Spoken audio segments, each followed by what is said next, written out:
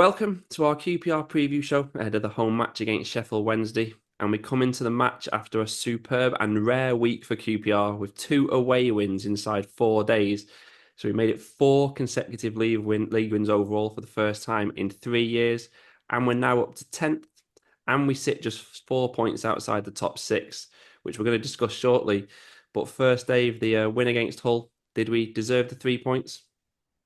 Yeah, I think so. I mean, it wasn't our best performance of the season, but I thought we did. I thought we were probably the better side first half, and then Hull got on top and were probably looked the more dangerous. But the changes Cifuentes made, bringing Alfie Lloyd on and Saito on, just got us up the pitch, and we were just able to play in their half a bit more, and then we took our chances when they came. I thought we thoroughly deserved it. Could have had another one as well. Um, it's just all looking good at the minute. We could play a lot better than that, definitely. But you know, to go away on that pitch was awful at Hull. You sort of obviously play rugby on it.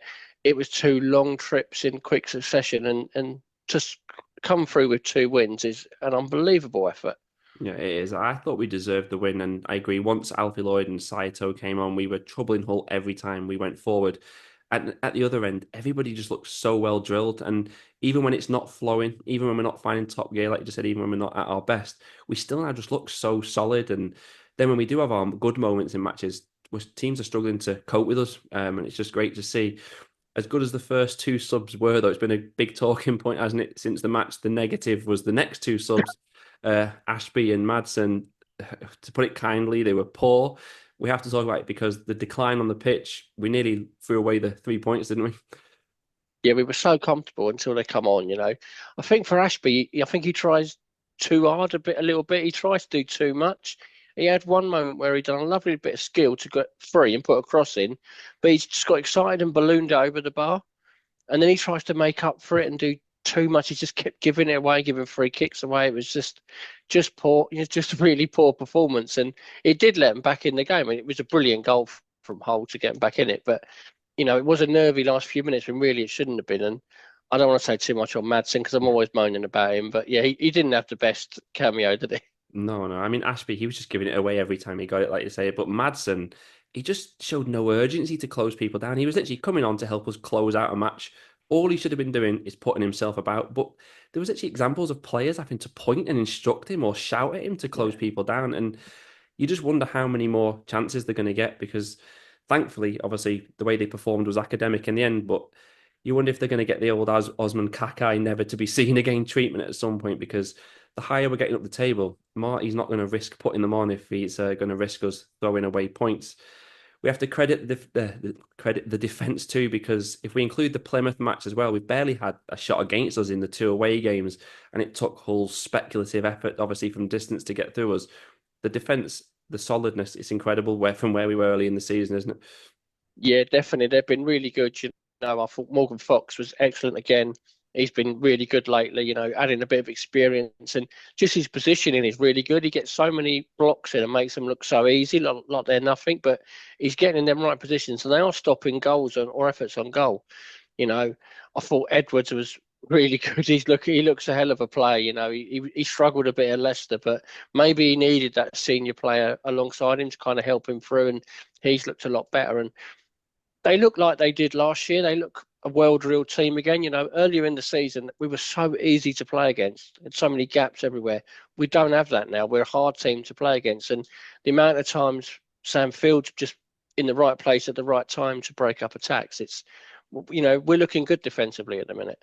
Yeah, Morgan Fox, I agree on him with his positioning. That's one of his key things that he seems to get right. And it can kind of go unnoticed because there was one incident, wasn't there, where Paul Nardi and Sam Field lost it on the edge of our own box. Mm. And the block he made, he makes it look really easy, but it's just him standing in the right position, standing firm. And he prevented a goal there, which at the time would have put us behind in the game. Obviously, add to it all what you just said, Jimmy Dunn's obviously in the form of his life, and he Yeah. continues to show that form. And Ronnie Edwards, I had my doubts about him after Leicester. I'll hold my hands up and say it. He seemed to really struggle with balls coming into the box, but wow, he has looked good this week. I imagine if Steve Cook's watched his 2 displays this week, he's going to be thinking, geez, I'm not going to get back in the team here. But Edwards just needs to keep going, and then Marti can have that selection headache when it raises its head. Another point this week I thought was good is that we were playing 2 teams down at the bottom 3, which before the start of the week, usually QPR let themselves down when we come up to those kind of matches, don't we? So I thought that was a good sign that we didn't let ourselves down. And I don't even know where to really start with the stats because it's one defeat in 13 games, 28 points from the last 39 available. We've gone from 5 points from safety to 4 points off the top six. So we have to talk about the playoffs because last week I asked you if we should be looking up or looking down. We were 9 points from the top six, 9 points above the bottom three. The fixtures, the way the results have gone for us this week, it's now to only be 4 points off the top six. You haven't booked any holidays for the last week of May, have you? No, no, just to Wembley for the end of May. That's all we've booked for that one. No, it's mad, isn't it? I mean, we say every week where we were 6, 7 weeks ago to where we are now is mad. But there's an opportunity now. They're 4 points off the playoffs. We've got to try and grasp this and go for it. The way the championship is, you have a bad week, we could be back down to 16th, 17th before we know it. It's still a very tight league, but we've got ourselves in a good position. We've got some reasonable fixtures coming up. Why not have a go at it? But I don't mean you look at the squad; they're not ready for the Premier League, are they? I mean, they're struggling. They need a lot of additions, but that's something to worry about if it actually happens. There's no reason why we shouldn't go for it. Yeah, exactly. I mean, I personally don't think we're going to make it. Maybe it can be still an exciting Yeah, end to the season as we maybe do chase it. But I think if any other team was 4 points off the top six in the form that QPR is showing, we'd consider them to be in the contention for it. So we have to discuss it. But it's just bonkers we're even having the conversation, isn't it? What did we say in the Stoke match? I think we were genuinely talking before that Stoke game about how many points we maybe yeah. needed to pick up by January to stay in touch.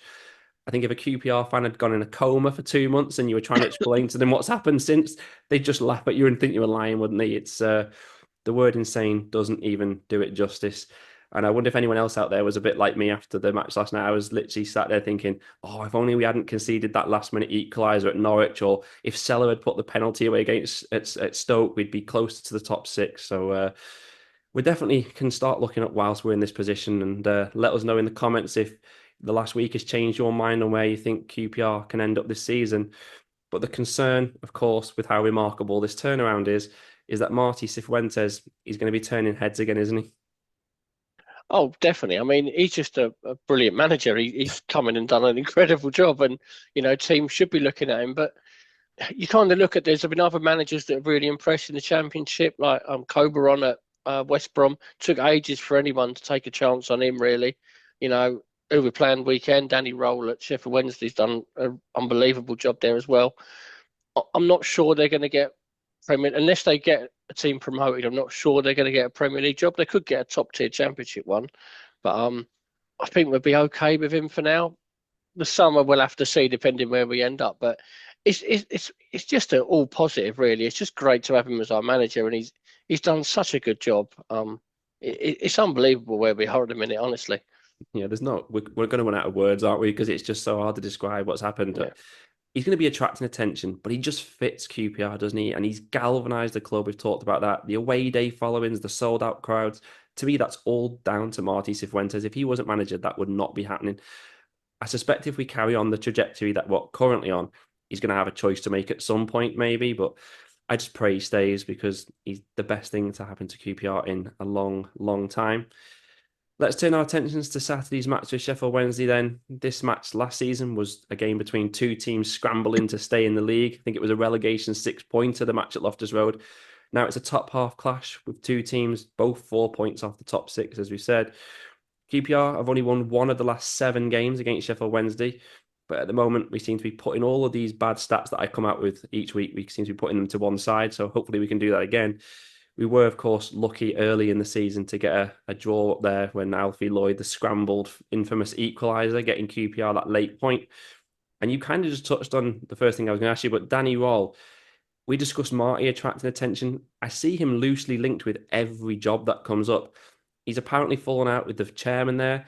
From the outside looking in, do you sense it's only a matter of time before he does leave them? Yeah, I'm surprised he's still there, to be honest. I thought Southampton would have gone all out to get him when they changed managers a little while ago. I was surprised they didn't go for him. He's same as Cifuentes. He's done an amazing job. We kind these two clubs we mirror each other a bit. Then we were both awful at the start of last season. We've changed managers and both stayed up in the end, and now we're both in the top half. With really good managers. He's done an incredible job there. He's a really impressive guy, and I think of the two of him and Sif Wennes, he's probably the more likely to get a Premier League job at the moment, if one come up. But Sheffield Wednesday fans, I'm sure, won't want to lose him. He's done a brilliant job there. Yeah, well, we've just gone past them in the league table with the midweek results, and maybe that's going to switch. And Marti Cifuentes will be the one people looking at. But yeah, the job he did. Don't forget, they were lower than where QPR were under Gareth Ainsworth when he came in. So he did an absolutely phenomenal job. Their chairman at that club just seems like a really odd guy, doesn't he? One of the they've got one of the brightest young managers in the country, and he seems happy to jeopardize that just to stick to his own weird agenda of how he wants to run the club. One of those where they definitely need to be careful what they wish for. If we look at Sheffield Wednesday's form before midweek, very inconsistent, win, draw, lose, win, draw, lose. It was then another draw against Bristol City, having led twice. So now three without a win. Seems a decent time to maybe be playing them. Yeah, possibly. Although I watched them at the weekend and I thought they were a bit unlucky to lose that game, especially, but I think it was 3-0 in the end. And I thought they played quite well, to be honest. And, they're probably not getting the results they deserve at the minute. As you said before, they're not, we don't have a great record against them, do we? And, I think every time we seem to play him, Barry Bannon completely runs the game and we can't get near him. And that's something we're going to have to address weekend. But, like you said, they're not in the best of form. We're absolutely flying. So we shouldn't be fearing anyone at the moment. Yeah, what surprised me, they've conceded 45 goals. It's the fourth most in the league. And I think it's just they leave big gaps at the back with how they like to press really high and aggressive. And they've also played Sunday, Wednesday, and obviously we played Saturday, Tuesday. Now they're having to travel away as well after playing on a Wednesday. So I watched the last 20 minutes of their match against Bristol City. They looked very tired to me. They were lucky to even get a point in the end. I think if we can ride out any early storm from them, get past their early heavy pressing, I think they will tire. And then the game will be there for QPR. 3 game weeks, as we know, they're a real test, aren't they? And it's been tougher for them having 3 games inside 7 days. Let's hope we can use it to our advantage. As for QPR, it's a real headache now for Marti Cifuentes choosing his team. A nice headache, I suppose, but it's a headache for us as well, trying to work out what he's going to do. If we start up front, Ryan Coley had a great moment against Plymouth, but it's safe to say it'll be Michael Frey or Alfie Lloyd who start here. Who would your pick be? Well, I thought Lloyd was absolutely brilliant when he came off the bench, done exactly what was asked of him. But I think he'll go with Frey here. I think he'll probably start with him. I think his pressing really helps. And he was playing really well in the last couple of home games as well. Then you've got the option of Lloyd and Coley off the benches, and it's good options to have, really, isn't it? So I think he'll go with Frey, but I'll say again, Lloyd's impact off the bench in that game last night was unbelievable, and he really looked the part. Yeah, he did. It was his best performance, I think, for QPR. He actually looked like he was in control of the ball a bit better more than he usually is as Yeah. well. I think it'll be Michael Frey who starts. I just think Marty likes Lloyd attacking the tired legs later in the game. And as we just said, we know Sheffield Wednesday press high, aggressive. So having Alfie Lloyd as an out ball later in the second half, again, kind of like against Hull, I think that makes sense. Probably Alfie Lloyd feels like he's earned a start, but I suspect Marty will go with Frey for an hour at least. Given how Coley and Lloyd have taken their opportunities, it's the last week of the transfer window. Do you think we're going to move for a striker? It's a difficult one, isn't it? You look at it and it is probably there's an opportunity here. Do you go for it in this window? But everyone in this division's looking for strikers. You're seeing like Tom Cannon's probably the best available one. He's going for 10 million. Not to hope we're going to get someone like that. You know, it's difficult. Do we just stick with what we've got? And playoffs would be amazing. But realistically, can we build a side for next year? Get Ryan Coley and Alfie Lloyd have another 10, 15 appearances this season. Get Saito playing more games. Bring Morrison in for games, and we'd have a pretty good side next season. To build on, and look to maybe add in the summer. It's not like it was last January. We were desperate for players and desperate for points. We're not in that position this time, so I think unless a really good deal comes up, maybe Adel Taarabt comes up on a free, but I won't go into that. Maybe if something really good comes up, you go for it. But I don't think we should go mad in this window. Yeah, I know, but it does seem mad to say that we won't sign a striker because a couple of weeks ago, probably literally a month ago, we were saying we couldn't wait to get to January to sign a striker. But I just don't think it's likely now. I think Frey being back, the form of Coley, the new deals for him and Lloyd, I just think it means they won't sign a striker. We've obviously got Zanzella to come back at some point too. Yeah. I think we were actually more likely to sign a striker if we were still fighting for our lives down the other end of the table. I think they'll take the chances with what they've got now. Into midfield, Marti took Ilias chair off in the 55th minute against Hull. Not often we see him come off that early. Does he start here, given how Saito performed when he came on? I think he'll start. I thought he was really poor at Hull, to be honest. He'd looked um back at his best the last couple of games, but he really wasn't against Hull. Looked a bit tired and just completely off the pace. But I imagine he'll start here, and then you've got Saito to come off the bench. I think he's quite good coming off the bench. You know, when players are tired, he runs at them and he causes a few problems, same as Lloyd does. Um, so I would have thought Chair start this one. Yeah, I think he will, but it's one of those again where you could argue Koki Saito, he's earned himself a start with how he performed, Mm. and he must be buzzing now. And we've seen in the past how good Chair can be when he comes off the bench. So, one for the comments that and what you think you'd pick. I just say credit again to Marti Cifuentes not being afraid to make that big decision to pull him off so early against Hull. In defence, we know Jake Clark-Salter now has a hip injury. Your thoughts on that? And surely no changes in defence here anyway.